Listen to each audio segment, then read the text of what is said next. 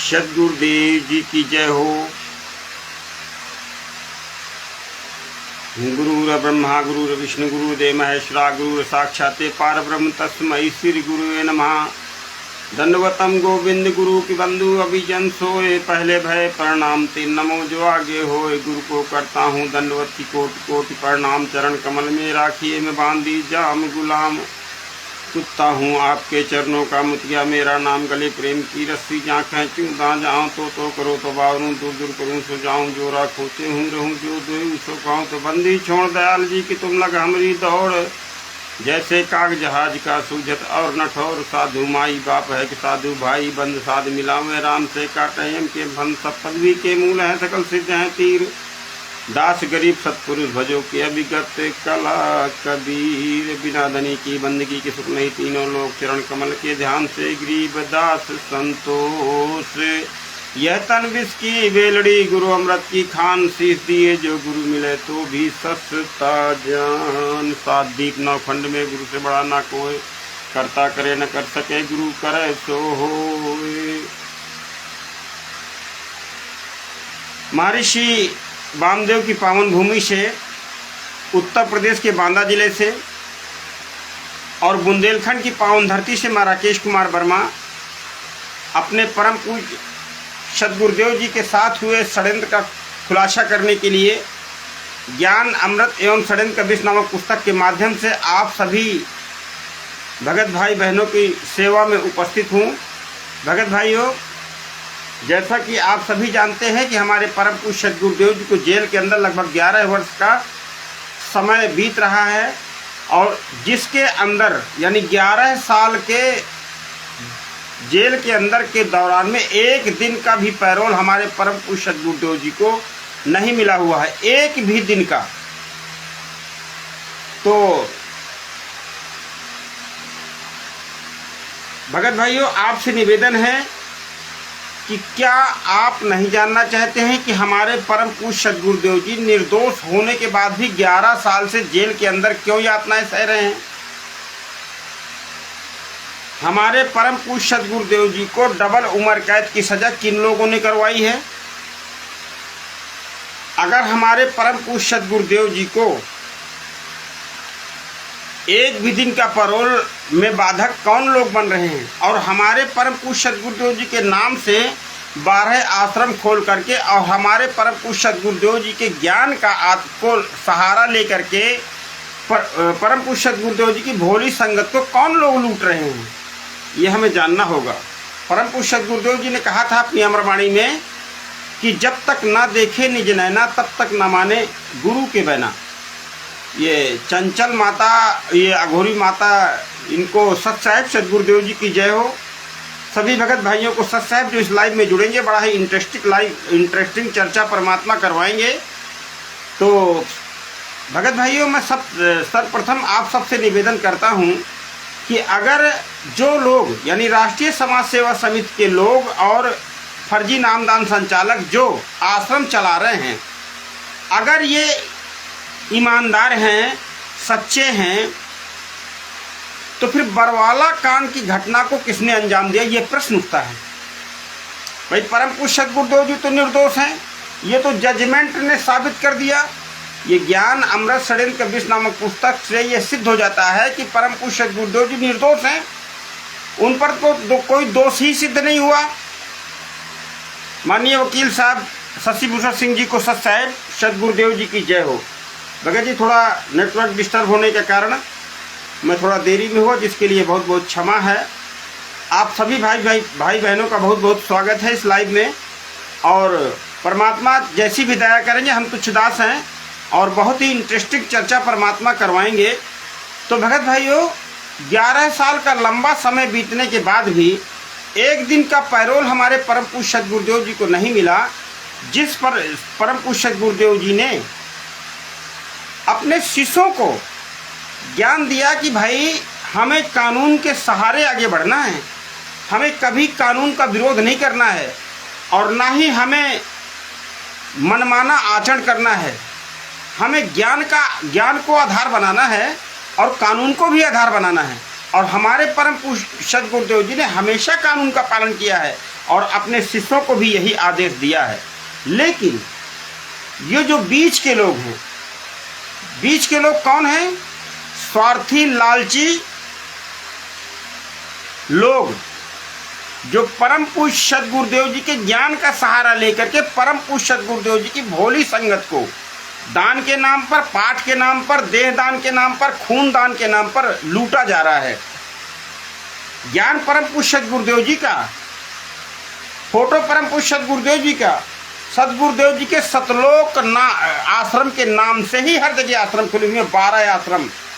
क्योंकि 18 नवंबर 2014 से तो सद्गुरुदेव जी जेल में है और 11 साल से सतलोक आश्रम बरवाला सील है। अनिल राय भगत जी को सत सद्गुरुदेव जी की जय हो। तो भगत भाइयों, जब 18 नवंबर 2014 से सतलोक आश्रम बरवाला सील है, तो फिर सतलोक आश्रम बरवाला के नाम से पूरे भारत के अंदर 12 आश्रम कौन लोग चला रहे हैं? और संगत की किससे किसके दर्शन को जाती है? ये विचार करने की बात है, गहन विचार करने की। क्योंकि परमात्मा ने एक एक शब्द हमको उंगली रख के पढ़ाया था आश्रम के अंदर। जो पुराने भक्त हैं 2014 से पहले के, अच्छे से इस बात को समझ रहे हैं। जैसे अनिल राय जी हैं या वकील साहब हैं या अन्य जो हमारे भाई बहन हैं, वो अच्छे से जानते हैं कि आश्रम के अंदर की क्या स्थिति थी। तो आश्रम तो 18 नवंबर 2014 से पुलिस के द्वारा सील किया जा चुका है। तो फिर कौन लोग आश्रम को चला रहे हैं और क्यों चला रहे हैं? क्या संगत ने कभी जानना चाहा कि परम पूज्य सद्गुरुदेव जी ने क्या इनको अधिकार पत्र दिया है, या ऐसा कोई सबूत इन्होंने संगत को दिया है जिससे ये सिद्ध हो जावे कि नहीं संत रामपाल जी महाराज जी ने इनको आदेश दिया है आश्रम चलाने का या पुस्तक छापने का, जो जीने की राह, ज्ञान गंगा और अंधश्रद्धा भक्ति खतराए जान जैसी अश्लील और भड़काऊ भाषा जैसी इस्तेमाल की हुई पुस्तकें जो हमारे सद्गुरुदेव जी के न्यायिक प्रक्रिया में बाधक बन रही हैं भगत भाइयों, और आपके द्वारा इनका जनता के बीच प्रचार करना हमारे सद्गुरुदेव जी की कानूनी प्रक्रिया में बाधा पड़ रहा है। और आप लोग इस चीज़ को समझ नहीं पा रहे हैं, क्योंकि काल भगवान ने कहा था, काल भगवान अपनी सूक्ष्म चाल से भक्त समाज को भ्रमित कर देता है। तो ये काल भगवान की बहुत ही सूक्ष्म चाल है बरवाला कांड की घटना। भगत भाइयों, अगर संगत ये समझ रही है कि भाई राष्ट्रीय समाज सेवा समिति के लोग और मैनेजमेंट के लोग जो ये 12 आश्रम चला रहे हैं, ये अगर ईमानदार हैं, तो फिर बरवाला कांड की घटना को किसने अंजाम दिया ये तो बता दे संगत। फिर बरवाला कांड की घटना करवाई किसने? परम पूज्य सद्गुरुदेव जी तो करौथा में भी नाम दिया, दर्शन दिया। फिर बरवाला में 22 महीने करौथा कांड में सद्गुरुदेव जी जेल में रहे। 22 महीने के अंदर किसी भी सद्गुरुदेव जी के परिवार वाले ने जमानत नहीं करवाई। विद सबूत पढ़िए ज्ञान अमृत एवं षड्यंत्र का विष नामक पुस्तक में, जिसको मंगवाने का मोबाइल नंबर मैं आपको बताता हूँ 99 31 59 20 93। इस नंबर से आप इस पुस्तक को मंगवा सकते हैं।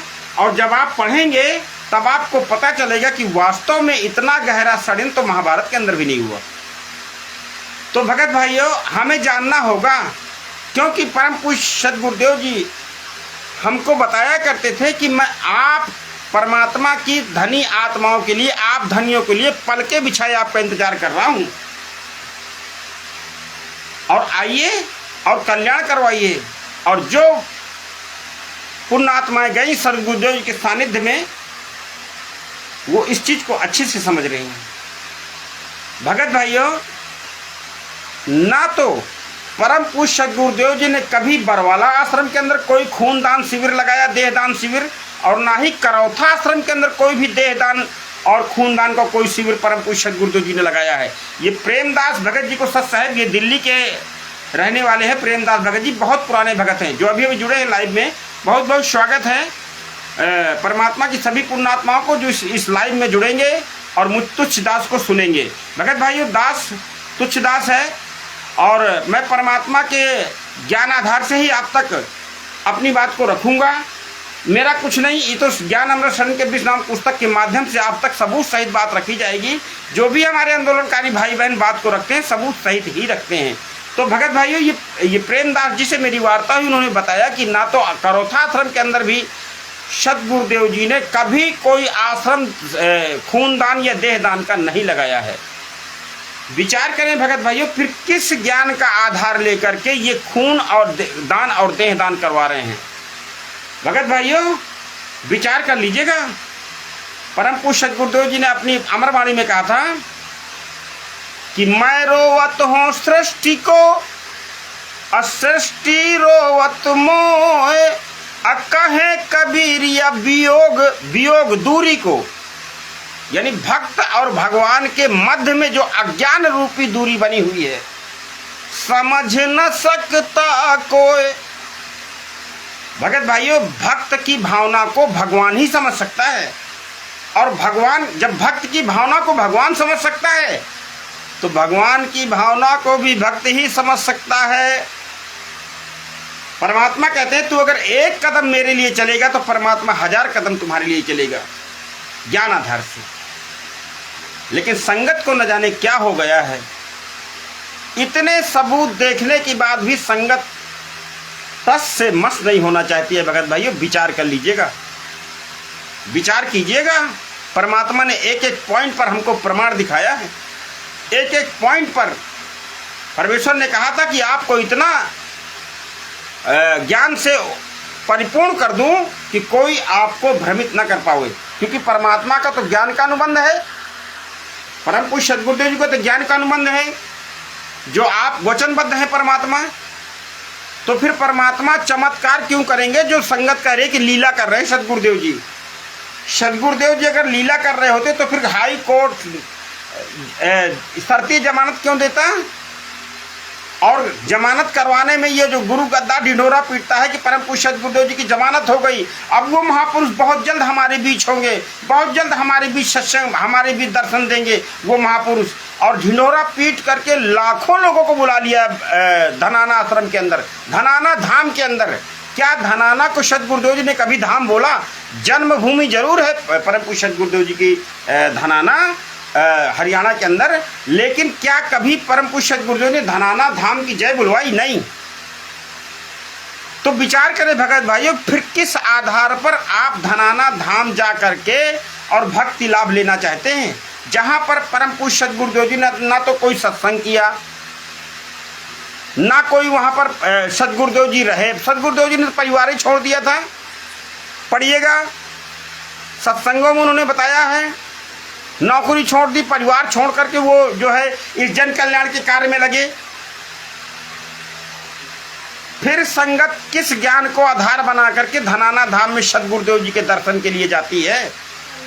और फिर माननीय हाई कोर्ट के जजमेंट जो दिया है उसमें तो परम पूज्य सदगुरुदेव जी ने अखबार समाचार के पत्र के माध्यम से आप तक संदेश पहुंच चुका है कि ना तो संत रामपाल जी महाराज जी सामाजिक प्रोग्राम कर सकते हैं, ना भक्तों को दर्शन दे सकते हैं, ना भीड़ इकट्ठा कर सकते हैं, ना सत्संग कर सकते हैं। तो फिर कौन से लड्डू लेने संगत जा रही है धनाना धाम में, या सोजत में, या बेदखेड़ी उत्तर प्रदेश के अंदर, या बैतूल मध्य प्रदेश के अंदर, या इंदौर मध्य प्रदेश के अंदर, या छत्तीसगढ़, जहां भी है। तो संगत से मुझ तुच्छदास का निवेदन है कि आप किस ज्ञान का आधार बना रहे हैं? भगत भाइयों, परमात्मा ने हमें बताया था कि कसाई बकरे पालता है और उसके लिए सारी व्यवस्था करता है, चारे की, 3 शेड लगवाता है पानी की। तो इसी प्रकार रखी है, लेकिन वास्तविकता कुछ नहीं है। वास्तविकता कुछ नहीं है। वास्तविकता अगर होती तो जब इन्होंने संगत में प्रचार किया कि भगत भाई, थोड़ा नेटवर्क वीक होने का प्रॉब्लम हो रहा है, कोई दिक्कत नहीं है, परमात्मा ने फिर दया कर दी है। तो भगत भाइयों, परम पूज्य सदगुरुदेव जी ने कहा था कि कसाई बकरे पालता, सारी व्यवस्था करता है। तो मैनेजमेंट रूप कसाई संगत के लिए सारी व्यवस्था कर रखी है, आर्टिफिशियल सारा परम पूज्य सदगुरुदेव जी के सत्संग के आधार पर वहाँ पर नकली चित्रण करवा दिया है। जिस प्रकार काल भगवान ने परम पूज्य सदगुरुदेव जी ने तत्व ज्ञान के माध्यम से हमको बताया था कि जो लोग पार नहीं हो पाते हैं, यानी गुरु विमुख हो जाते हैं, या किसी कारणवश उनका मोक्ष नहीं हो पाता है, उनको काल पकड़ लेता है।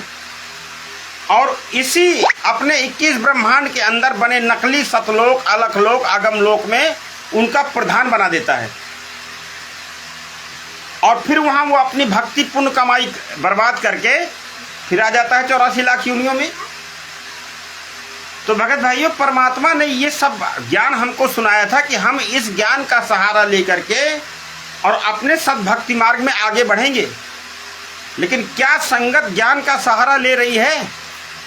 परमेश्वर ने तो कहा था कि अंतिम सांस तक जो ज्ञान का सहारा लेगा वही बचेगा। और क्योंकि वचन हो चुका है, फाइनल फैसला हो चुका है कि जो आपके ज्ञान को स्वीकार करे उसी को ले जाना और जो हमारे ज्ञान को स्वीकार करे उसको मत छेड़ना। आज वही है। जरूरी नहीं है कि हर युग में हर एक जैसी लीला होगी। इतना आसान है सतलोक जाना, इतना आसान है मोक्ष।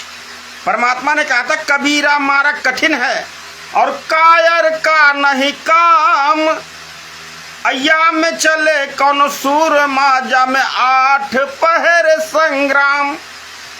कबीर पंथ में टिके रहना अंतिम सांस तक 8 पहर संग्राम की बात है। भगत भाइयों, विचार कर लीजिएगा, धीरज रखिएगा। नेटवर्क वीक हो जाता है, कोई बात नहीं, परमात्मा बहुत दया करेंगे और परमात्मा बढ़िया चर्चा करवाएंगे हम भगत भाइयों से। भगत भाइयों, हम ज्ञान का सहारा हमें अंतिम सांस तक लेना पड़ेगा अगर हमें इस सद्भक्ति मार्ग में सफल होना है। भगत भाइयों, मनमाना आचरण करने से काम नहीं चलेगा। परमात्मा भी दुखी है हमारे लिए, परमात्मा असंख्य जन्मों से हमारे लिए भटक रहा है, लेकिन परमात्मा भी वचन के बंधन में बंधे हैं और हमें बता रहे हैं कि अगर आपको इस काल कसाई के इन नकली लोकों से निकलना है तो परमात्मा ने अपने आप को छिपा के बताया कि दास जैसा कह रहा है वैसा आपको करना पड़ेगा, तब आप सफल होंगे। तो भगत भाइयों, दास का निवेदन है कि मनमाना आचरण मत करिए, परम पूज्य सद्गुरुदेव जी के ज्ञान आधार को मानिए। वीरेंद्र भगत जी को सत साहिब सद्गुरुदेव जी की जय हो। माननीय हाई कोर्ट के उस जजमेंट को जो आपके समक्ष है, जिसमें परम पूज्य सद्गुरुदेव जी के ऊपर जो टर्म एंड कंडीशन लगाई गई है, क्योंकि परम पूज्य सद्गुरुदेव जी ने अध्यात्म ज्ञान के माध्यम से बताया था कि जब वह परम सद्गुरुदेव जी धरातल पर आते हैं तत्व ज्ञान प्रचार करने के लिए, तो उन्हें भी काल के श्रेष्ठ नियम को मानना पड़ता है, नियम को मानना पड़ता है। जैसे अन्न तेज पुन अन्न दे धर के इस विधि हमसे भेंट ही। परमात्मा हमारे जैसा भेष बनाकर, हमारे जैसा आम इंसान जैसा भेष बना करके और हमसे मिलते हैं, हमसे बातें करते हैं। तो भगत भाइयों, ये इस ज्ञान का जब हम सहारा लेंगे, ज्ञान को रह रह कर सुनेंगे, आधार बनाएंगे, तब हम सफल होंगे। मनमाना आचरण करने से बात बनने वाली नहीं है। इसलिए इन गुरु गद्दारों के आश्रमों में जाना बंद कर दीजिए। अपने परम पूज्य सद्गुरुदेव जी की न्यायिक प्रक्रिया में बाधा मत बनिए, क्योंकि परम पूज्य सद्गुरुदेव जी कोई चमत्कार करने वाले नहीं है। उन्होंने ये जो जमानत हुई है, शर्तीय जमानत, इससे सिद्ध हो चुका है कि परम पूज्य सद्गुरुदेव जी कोई जमानत नहीं, कोई चमत्कार नहीं करेंगे। जो ये गुरु गद्दार कहते हैं मंत्री आएगा, ऐसा होगा वैसा होगा, प्रधान कैसा दिखा रहे हैं, प्रधानमंत्री जाकर के सद्गुरुदेव जी के आगे वो वीडियो AI के माध्यम से बना करके वीडियो और संगत में पेश कर रहे हैं।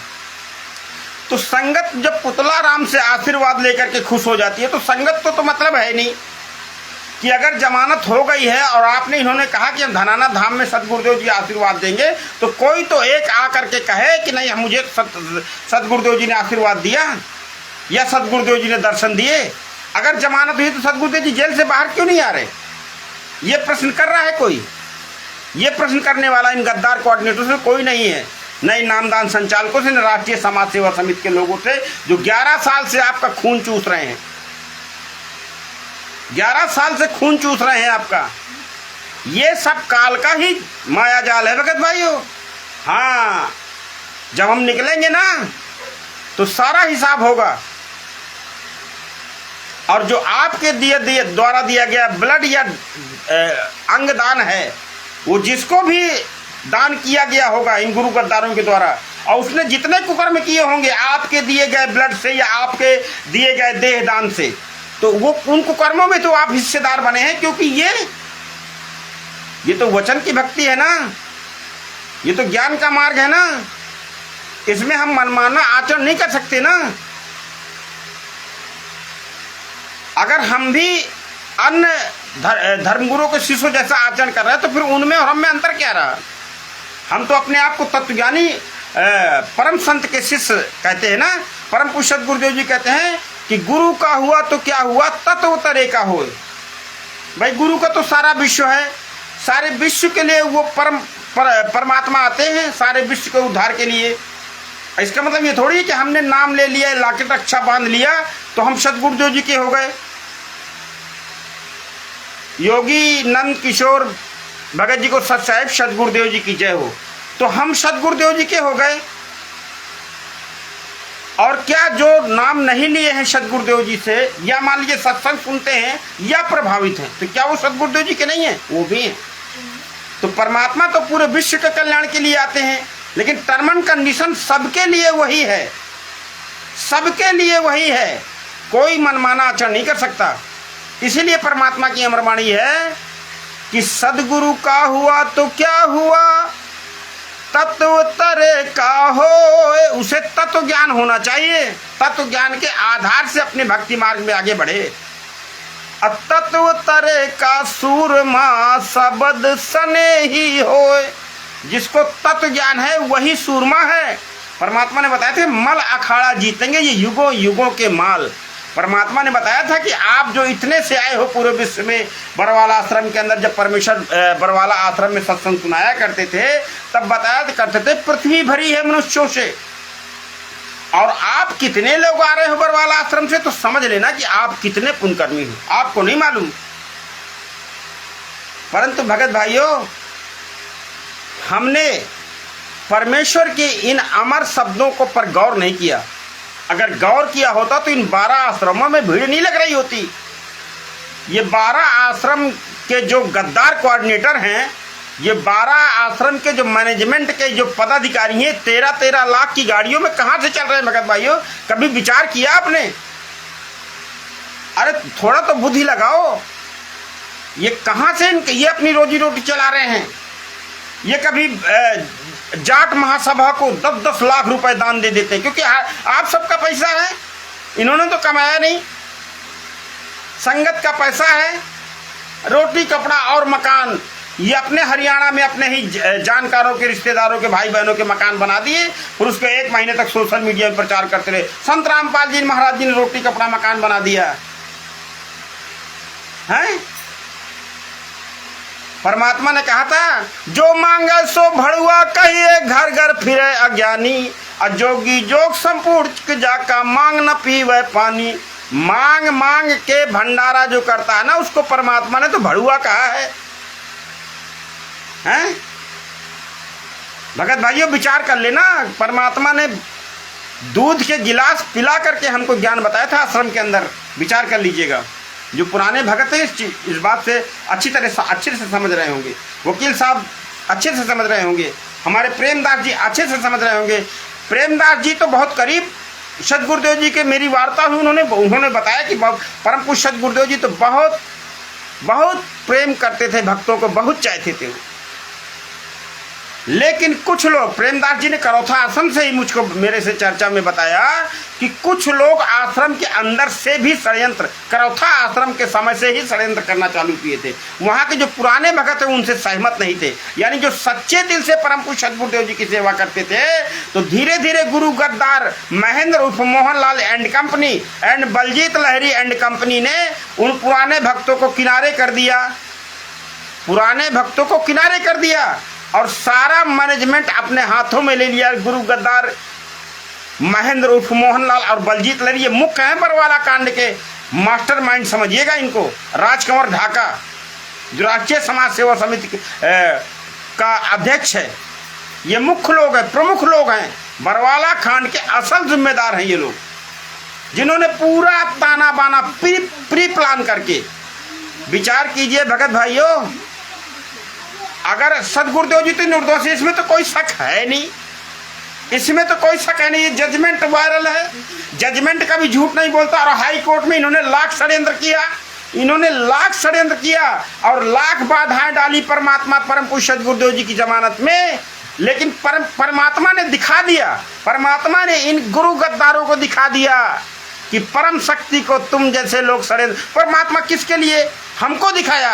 हम सब भक्त आत्मा जो तड़प रही थी परमात्मा लेके, हमारे परम पूज्य सदगुरुदेव जी को दुनिया दोषी की नजर से देखती है, लेकिन परमात्मा ने वो भी दया कर दी, परमेश्वर ने वो भी दया कर दी। हम दीन दुखियों की परमात्मा ने पुकार सुन ली और जमानत की दया कर दी, दिखा दिया कि ना तो कोई हम लीला कर रहे हैं, ना हम कोई चमत्कार करेंगे, हम कानून के माध्यम से गए हैं, कानून के माध्यम से ही परमात्मा बाहर आने की भी दया करेंगे। लेकिन अगर संगत थोड़ी दया करे अपने गुरु के ऊपर, मैं संगत से, मूर्ख संगत से निवेदन करता हूँ कि दया करो अपने गुरु के ऊपर, बाधक मत बनो कानूनी प्रक्रिया में।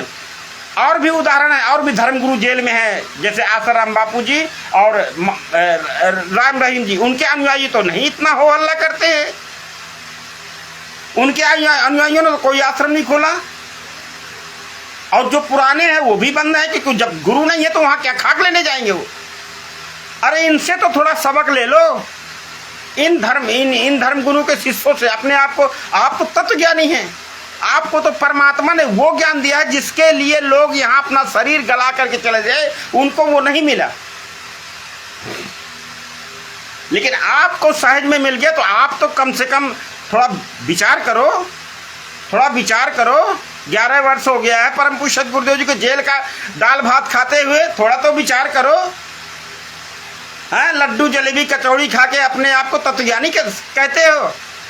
एक बार प्रश्न नहीं करते कि जब जमानत हो गई तो गुरुजी क्यों नहीं आ रहे बाहर, क्यों नहीं ला रहे बाहर ये लोग? बस जमानत हो गई, अब तो महापुरुष बहुत जल्दी आएंगे, बहुत जल्दी परमात्मा आएंगे, बहुत जल्दी हमको दर्शन देंगे। कब देंगे? अरे कब देंगे, कुछ तो बताइए, कब देंगे? कौन सा दिन है, कितना समय लगेगा? 11 वर्ष हो गया है। आपको बताता हूँ, इस पुस्तक के अंदर लिए चलता हूँ, तब आपको पता चलेगा ये कैसा क्या करते हैं ये जमानत भी। वकील साहब अच्छे से इस बात को समझ रहे हैं, क्योंकि वो तो कानून के जानकार हैं, हम लोग तो इतना जानकार नहीं है। लेकिन कल वकील साहब, ये जमानत भी जो हुआ है ना, शर्ती जमानत, जिसके अंदर 22 शर्त है कि ना तो आपको पुनः बता दूं कि ना तो वो सत्संग कर सकते, ना भक्तों से मिल सकते, ना कोई भीड़ इकट्ठा कर सकते, किसी प्रकार का सामाजिक प्रोग्राम कर सकते हैं। तो फिर कहाँ, किस प्रकार की आज़ादी है बताइए? और फिर ये जमानत जो गुरु गद्दार मैनेजमेंट राष्ट्रीय समाज सेवा समिति जमानत का ढिंढोरा पीट रहे हैं ना, क्योंकि इनसे सवाल करने वाले बहुत लोग हो गए थे। ये दिमाग में इनका वो हो गया था कि अब संगत को क्या जवाब दें। तो ये जमानत भी इन गुरु गद्दारों के षड्यंत्र का हिस्सा है। भगत भाइयों, ये ध्यान कर लीजिएगा, ये विचार कर लीजिएगा। परम पूज्य सदगुरुदेव जी की जमानत भी इनके षड्यंत्र का हिस्सा। मैं आपके समक्ष सबूत पेश करूंगा। क्या कारण है, क्या कारण है कि परम पूज्य सदगुरुदेव जी जमानत करवाने में इनको 11 साल का लंबा समय लग गया? और क्या कंडीशन बताई कि माननीय हाईकोर्ट ने जो टर्म एंड कंडीशन बताया जमानत की, कि एक तो परम पूज्य सदगुरुदेव जी 74 वर्ष के हो गए हैं, 74 वर्ष के हो चुके हैं, और कुछ मुलजिम को कानूनी अधिकार भी होते हैं। वकील साहब तो अच्छे से जानते हैं, मैं तो इतना नहीं जानता हूँ, लेकिन फिर भी जैसी भी परमात्मा दया करे तो आपके समक्ष अपनी बात को रखता हूँ। तो कुछ कानूनी अधिकार भी मिलते हैं जो जिसके कारण 11 साल के समय में एक दिन का भी पैरोल परम पूज्य सदगुरुदेव जी की नहीं मिला। ये आधार बना जमानत का। और उधर मैनेजमेंट सोचा कि संगत को के अंदर हमें वाहवाही करने का भी मौका मिल जाएगा कि जो मैनेजमेंट को आरोप लगते थे जमानत नहीं करवा, जमानत वो तो हमने करवा दिया। अब कोर्ट ने शर्ती जमानत दे दी, तो इसमें हम क्या करें? तो फिर क्यों कह दिया धनाना धाम में आ जाइए, गुरुजी दर्शन देंगे? है कोई प्रश्न करने वाला? नहीं। भगत भाइयों, परमात्मा ने कहा था कि तत्व ज्ञान तर्क वितर्क का विषय है, आंख बंद करके नहीं चलना। इसीलिए परमात्मा ने एक एक उंगली रख के हमको एक एक अक्षर पढ़ाया था, आंख बंद करके नहीं। एक एक पॉइंट पर 10-10 प्रमाण परम पूज्य सद्गुरुदेव जी दिखाते थे, क्योंकि वो अंतर्यामी परमात्मा तो सारी जानी जान है, वो तो सारी जानी जान है। जिस प्रकार परमात्मा ने गंगा जल बोतल में भरा था, गणिका माई को साथ में लेकर के हाथी में चौपड़ के बाजार में परमात्मा संसद के माध्यम से बताते हैं, तो उसको शराब हम ही आपने समझा था, ये तो हमारी मूर्खता थी। इसमें परमेश्वर क्या करे? परमात्मा ने तो कहा था कि सत्संग के माध्यम से सारा कुछ बता दिया था, तो उस गंगा जल को हमने क्यों शराब समझा? उस गंगा जल को परमात्मा ने बताया था ना कि चंडाली की चौक पर और बैठे सतगुरु जाए, 64 लाख गारत गए, 2 रहे सतगुरु पाए। 64 लाख का टोल इकट्ठा हो गया था। जिस प्रकार बरवाला आश्रम के अंदर रेला भीड़ का जाने लगा था, तत्व ज्ञानियों का रेला, और काल भगवान ने एक झपट्टा मारा। देखो तत्व ज्ञानियों को कैसे खून दान दे रहे हैं, कैसे देह दान कर रहे हैं। कभी विचार नहीं करते कि गुरु जी ने तो ऐसा नहीं कराया था। कभी विचार करना कि गुरु जी ने ऐसा क्यों नहीं करवाया था। तो गुरु जी से ज्यादा महान है ये लोग। कौन लोग? जिन्होंने परम पूज्य सद्गुरुदेव जी के 5 महिला एक बच्चे की हत्या करके बरवाला आश्रम के अंदर, और परम पूज्य सद्गुरुदेव जी को डबल उम्र कैद करवा कर 11 साल से यातनाएं दिलवा रहे हैं, उनको आप खूनदान दे रहे हो हैं? उनको आप खूनदान दे रहे हो। विचार कर लेना, कभी सत्संग सुन लेना सद्गुरुदेव जी का, क्योंकि वचन से ही हम यहां फंसे हुए हैं। आशा सतलोक के अंदर भी यही गलती कर दी, परम पूज्य सद्गुरु जी ने बता ही रखा है, और वही गलती हम फिर कर रहे हैं। इतना आसान होता ना तो ये पृथ्वी खाली हो गई होती।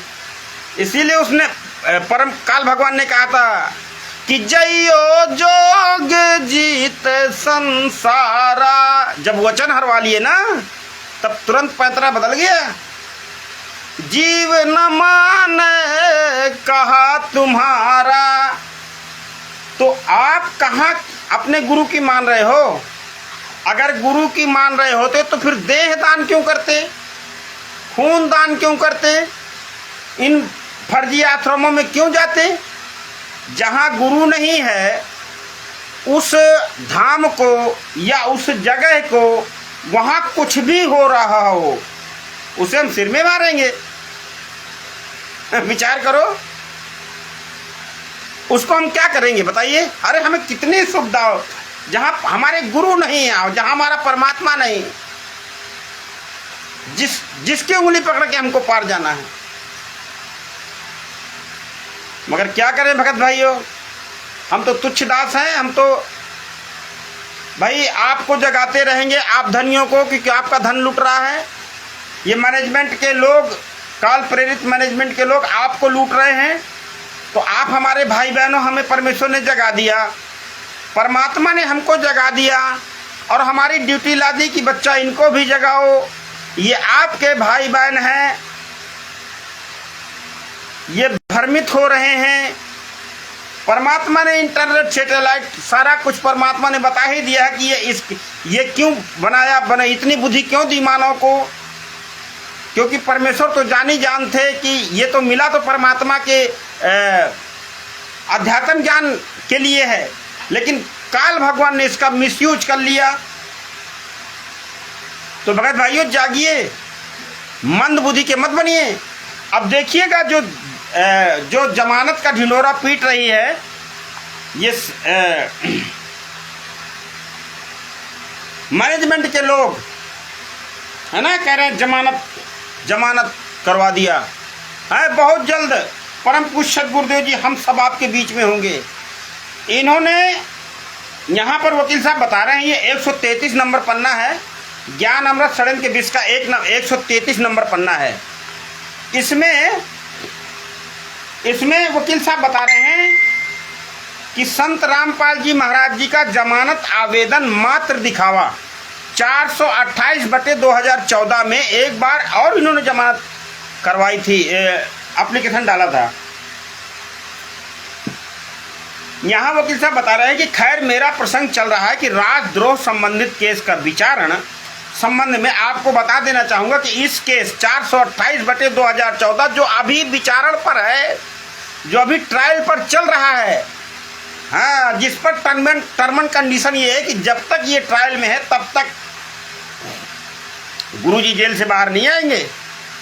जो छाती फुला रहा है मैनेजमेंट, हाँ, विचार कर लीजिएगा भगत भाइयों, क्योंकि परमात्मा ने 6-6 घंटे 7-7 घंटे हमको ज्ञान बताया है, हमको देसी घी का भोजन, हाँ, देसी घी का हलवा, दूध, रजाई उड़ा के हमको ज्ञान बताया था, इसके लिए बताया था। हैं 11 साल से यातना है, एक बार कोई प्रश्न नहीं करता। क्या बताते हैं 428/2014 संत रामपाल जी महाराज जी का नियमित जमानत के लिए केवल एक बार मैनेजमेंट ने जिला व सत्र न्यायाधीश हिसार कोर्ट के अंदर अर्जी जमानत 2016 में लगवाया था, जिसका नियमित जमानत आवेदन नंबर है 0000265 सन 2016 है। उस समय इस केस का विचारण माननीय अजय पराशर सत्र न्यायाधीश हिसार द्वारा की जा रही थी। इन्होंने संत रामपाल जी महाराज जी के नियमित जमानत आवेदन को 5 सितंबर 2016 को खारिज कर दिया। इसके बाद मैनेजमेंट कहीं भी, चाहे हाई कोर्ट चंडीगढ़ हो या सुप्रीम कोर्ट हो, में गुरु जी के जमानत खारिज आदेश दिनांक 5/9/2016 के खिलाफ अपील आवेदन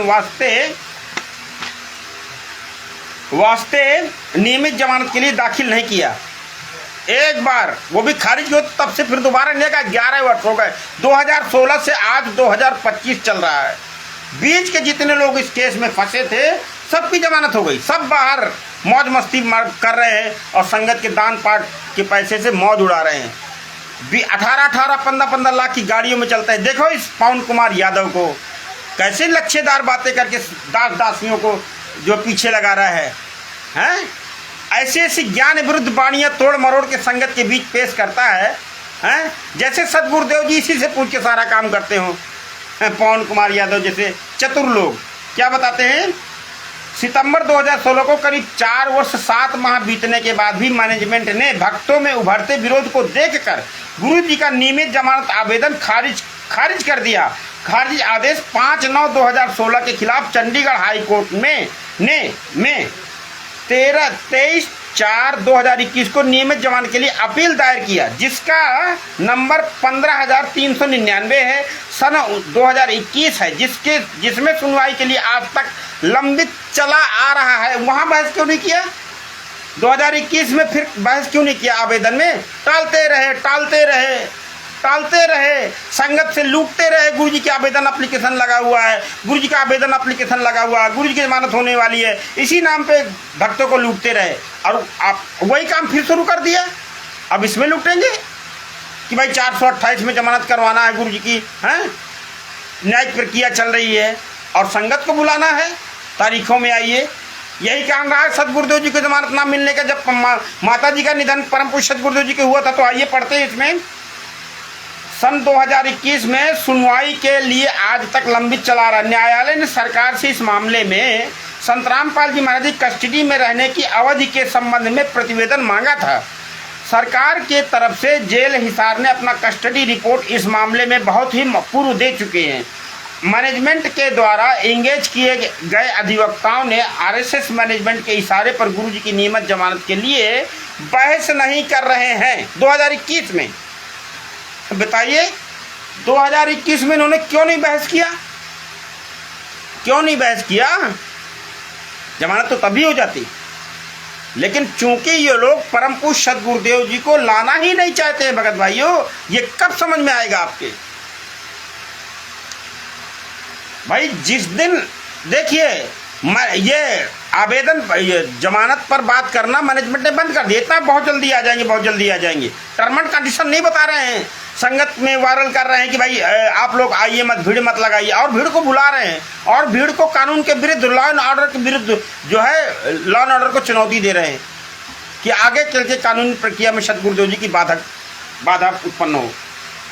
सरकार के तरफ से जेल हिसार ने कस्टडी रिपोर्ट इस मामले में बहुत पूर्व ही दे चुके हैं। मैनेजमेंट के द्वारा इंगेज किए गए अधिवक्ताओं ने मैनेजमेंट के इशारे पर गुरुजी के नियमित जमानत के लिए बहस नहीं कर रहे हैं और तिथि पर तिथि लेकर टाइम पास कर रहे हैं और भक्तों के बीच मैनेजमेंट भ्रम फैलाते रहे कि कोर्ट सुनवाई नहीं कर रहा तो मैं क्या करूं। वाह, देखा कैसे खुलासा हुआ इन चोरों का। ये जजमेंट है, आप इंटरनेट पे भी निकाल सकते हैं इसको। ये मत समझिए कि इसमें फर्जी लिखा हुआ है। वकील साहब ने इसको चैलेंज के साथ छापा है। इस पुस्तक को लिखा है ज्ञानानंद सड़िन की विष नामक पुस्तक को। आप इसको नेट में भी देख सकते हैं इस पुस्तक को, और आप जो है रियल फाइल भी देख सकते हैं। रियल जो फाइल है परम पूज्य गुरुदेव जी की जजमेंट फाइल। तो और तिथि पर तिथि लेकर टाइम पास कर रहे हैं और भक्तों के बीच मैनेजमेंट भ्रम फैलाते रहते हैं कि कोर्ट सुनवाई नहीं कर रहा और समय टालता जा रहा है, जबकि वास्तविकता है कि कोर्ट समय को नहीं टाल रहा था, बल्कि खुद गुरुजी के अधिवक्ता आरएस मैनेजमेंट के इशारे पर समय टालते जा रहे थे। ये तो हद हो गई ना। जब और जो टर्म एंड कंडीशन कोर्ट ने भी देख लिया, ये समझ गए कि कोर्ट जमाना जो है भक्तों अब संगत को कैसे गुमराह किया जाए, तो वो प्रोपोगंडा आपके समक्ष जो है रख दिया। चंद्रभूषण भगत जी को सच्चाई सदगुरुदेव जी की जय हो। आप सभी खुद अपनी नजरों से ऑनलाइन प्रत्येक तिथियों का ऑर्डर शीट निकालकर देख पढ़कर सच्चाई को परख सकते हैं। वकील साहब कह रहे हैं कि आप इस पुस्तक की मत मानो। अगर आपको लगता है कि ये लोग गुमराह कर रहे हैं, आप ऑर्डर शीट निकाल करके खुद देख सकते हैं कि इन्होंने कितना षड्यंत्र किया है परम पूज्य सदगुरुदेव जी के केसों में और न्यायिक प्रक्रिया में। आज तक करते आ रहे हैं, आगे भी करेंगे। आगे कौन सा इनको सुधर जाना है?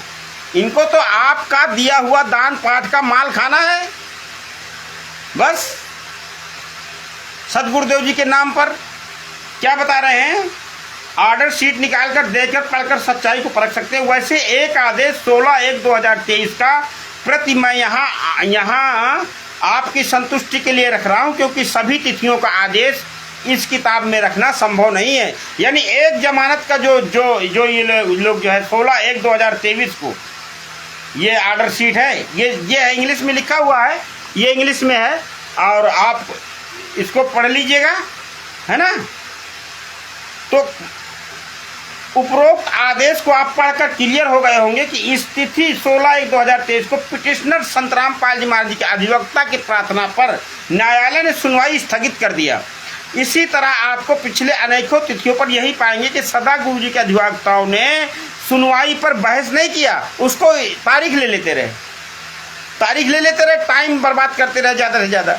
और 428/2014 जो विचारण में चल रहा है, इसमें माननीय वकील साहब ने बताया कि 400 की गवाही होनी है, 400 की, और अभी केवल 126 लोगों की गवाही हुई है। अब विचार कर लीजिएगा कितना समय लग सकता है। जो ये कह रहे हैं गुरु जी की जमानत हो गई, गुरु जी बहुत जल्दी हमारे आपके बीच होंगे। कब होंगे? अरे कब होंगे भैया? हम तो इंतजार कर रहे हैं कि कब हमारे परम पूज्य गुरुदेव जी को न्याय मिले।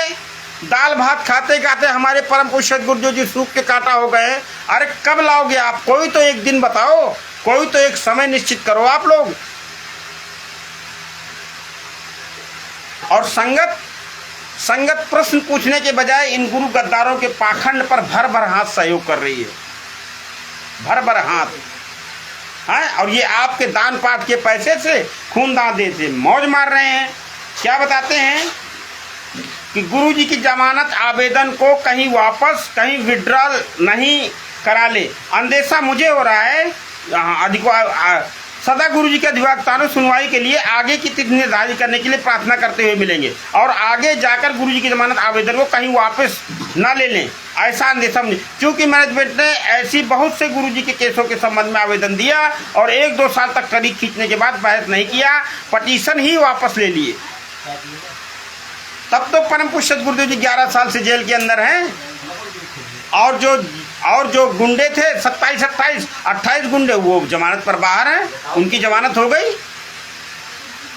सदगुरुदेव जी की जमानत हुई भी तो उसको बता रहे हैं शर्त के साथ हुई, और संगत को बुला करके ये फिर स्थिति गड़बड़ कर देंगे। तो भगत भाइयों, आप विचार कीजिए, सन 2016 ईस्वी में माता इंद्रो देवी के दाह संस्कार के लिए संत रामपाल जी महाराज जी को जो 3 दिन का पैरोल मिला था, जमानत न मिलने की यही वजह थी। कौन सी वजह थी? जो इन्होंने लाखों लोगों को वहां पर बुला लिया था, और वही स्थिति कोर्ट के अंदर माननीय वकीलों के माध्यम से बता दी गई। तो भगत भाइयों, अगर हम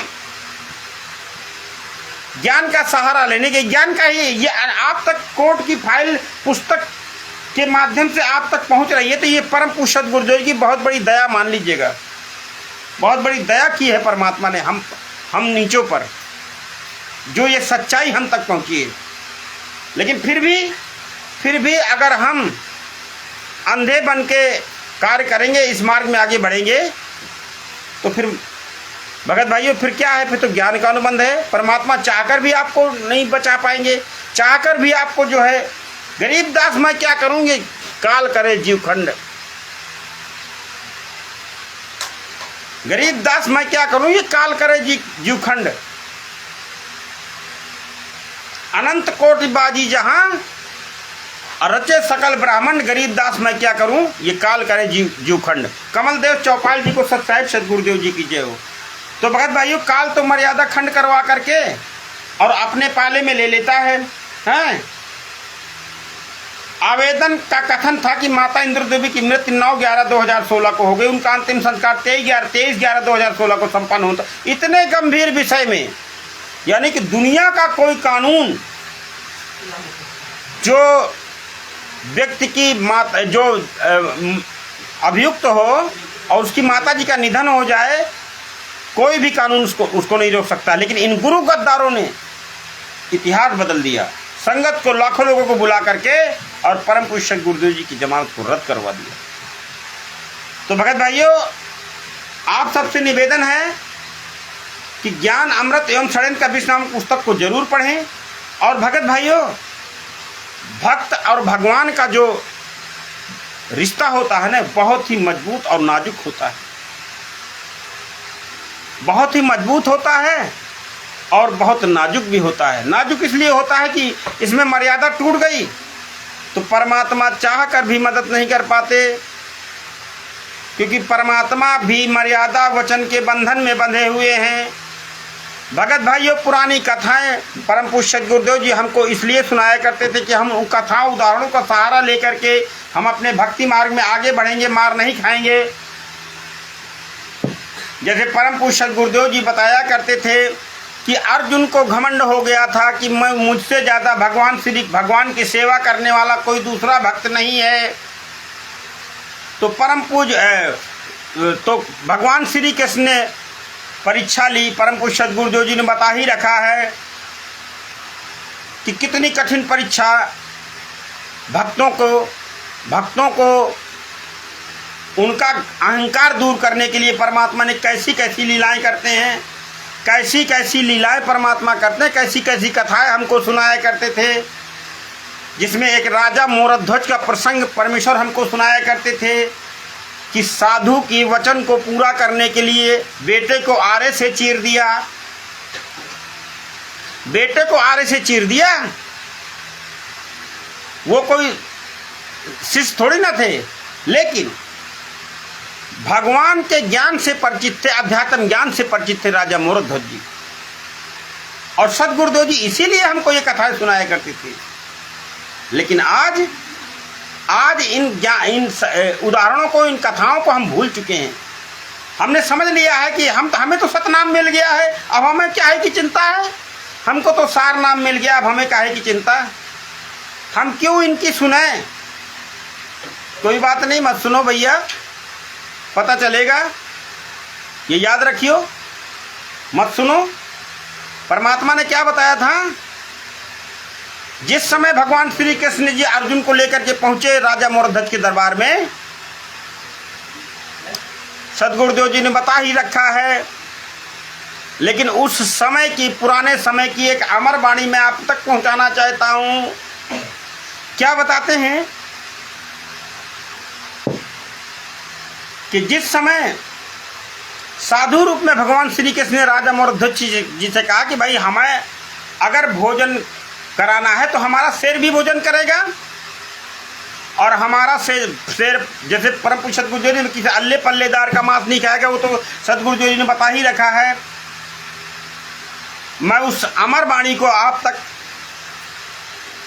पहुंचाना चाहता हूं कि परमात्मा, मैं तुच्छ दास हूं, मैं उस परम पिता परमात्मा का कुत्ता हूं, आप धनियों के लिए भौंक रहा हूं। परमेश्वर ने हमको ज्ञान ही ऐसा दिया कि अपने भाई बहनों को जगाइए। तो क्या बताते हैं,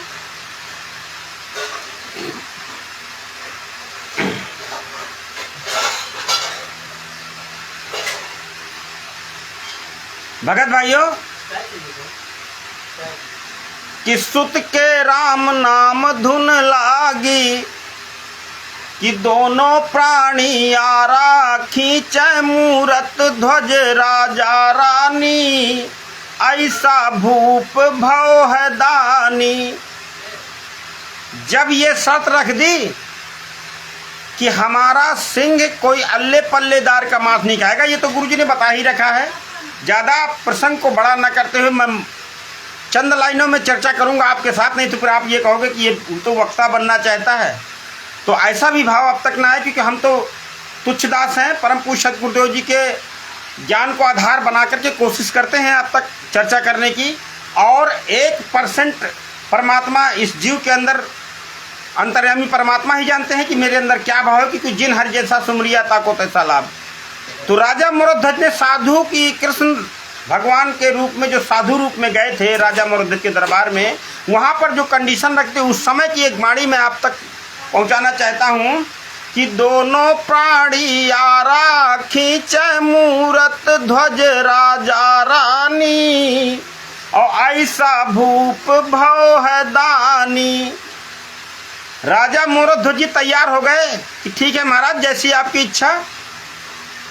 अगर आपकी यही इच्छा है कि शेर को पहले भोजन कराना है तो हम शेर को भोजन करावेंगे।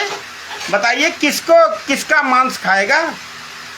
कि आपके किसी, आप जो हो ना, तीन प्राणी में से किसी एक का मांस खाएगा। परम पूज्य सदगुरु जी ने बता ही रखा है कि पहले राजा ने प्रार्थना किया तो फिर रानी ने प्रार्थना किया, दोनों को कैंसिल करके साधु रूप में भगवान श्री कृष्ण कहने लगे कि नहीं,